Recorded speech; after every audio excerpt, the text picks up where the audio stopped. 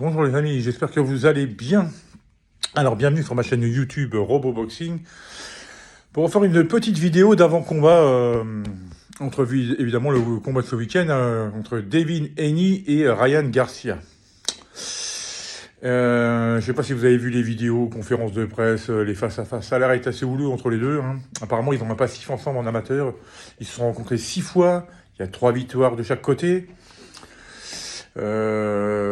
Bon, Devin Haney sort d'une catégorie où il avait unifié les titres. Il est monté une catégorie. Il a raflé le titre au boxeur Progress. Ryan Garcia sort d'une défaite contre Gervonta Davis, mais je crois qu'entre-temps, il a fait un combat qu'il a gagné. Donc voilà, donc il y a une sacrée animosité entre les deux. Alors des fois c'est un peu voilà pour faire monter le pay-per-view du combat et tout ça. Je pense que comme il y avait eu entre Gervonta Davis et Ryan Garcia, c'était assez houleux. Puis à la fin voilà, c'est pas à ça qu'on va vraiment s'intéresser, c'est au combat en lui-même de toute façon, parce que c'est le principe de mes vidéos. Alors évidemment que sur le papier, Devin Haney est pas largement, je dirais pas jusqu'à largement, mais quand même très nettement favori. Par sa boxe et tout, bon, c'est vrai que c'est une boxe où il prend pas de risque, le mec, c'est propre, c'est technique, c'est précis. C'est pas un puncher, donc s'il y a un KO, ça sera pas de son côté que ça viendra. Je ne pense pas, je pense que s'il y a un KO, ça viendra du côté de Garcia, qui lui est il a de la fougue dans les poings, surtout dans la main gauche, son fameux crochet du gauche, mais il n'a pas que ça, Faut pas le, comment on appelle ça, le cibler que là-dessus.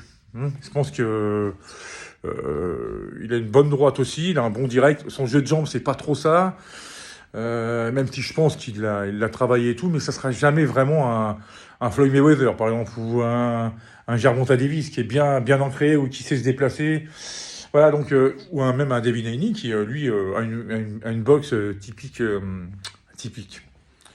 On va dire qu'il ressemble beaucoup à du Floyd Mayweather, mais ce n'est pas du Mayweather. De toute façon, personne n'est Mayweather, de toute façon. Ça ressemble. On voit que Mayweather a été dans son coin pendant un petit moment.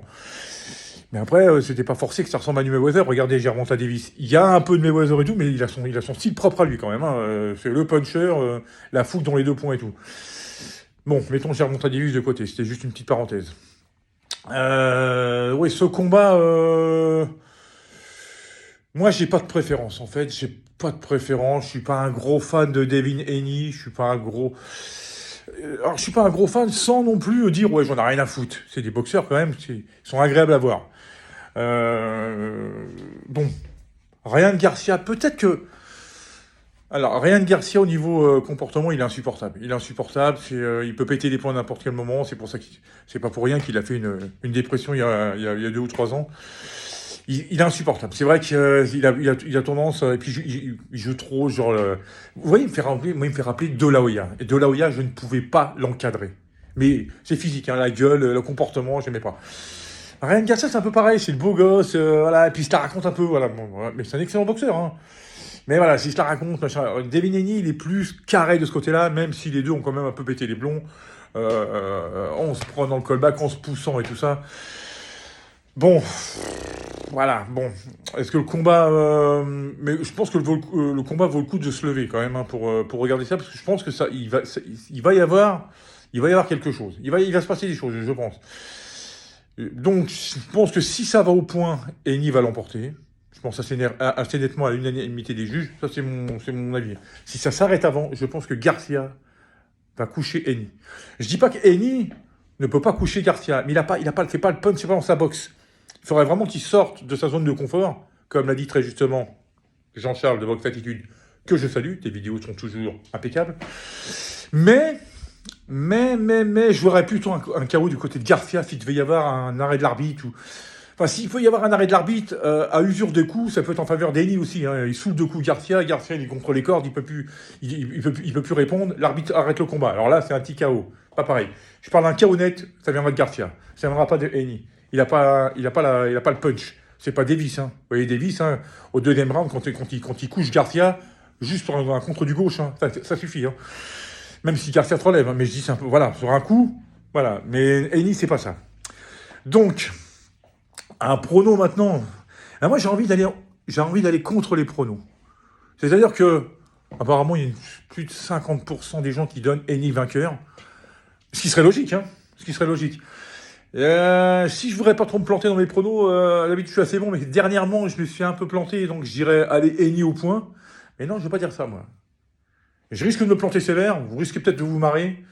Non, moi je dirais Garcia par KO à la 7e reprise. 7e ou 8e. Ça n'ira pas au bout. Ça n'ira pas au bout. Je pense que vu comme c'est chaud là, à moins que... Alors à moins que... Mais si ça va au bout, ça viendrait plus du côté de Henny qui va toucher, s'en aller, toucher, s'en aller, toucher, s'en aller, ce qui ne m'étonnerait pas qu'il fasse. Parce qu'il se méfie vraiment de la puissance qu'a Garcia. Alors évidemment, Henny est favori parce que c'est plus propre, c'est plus technique, c'est plus précis.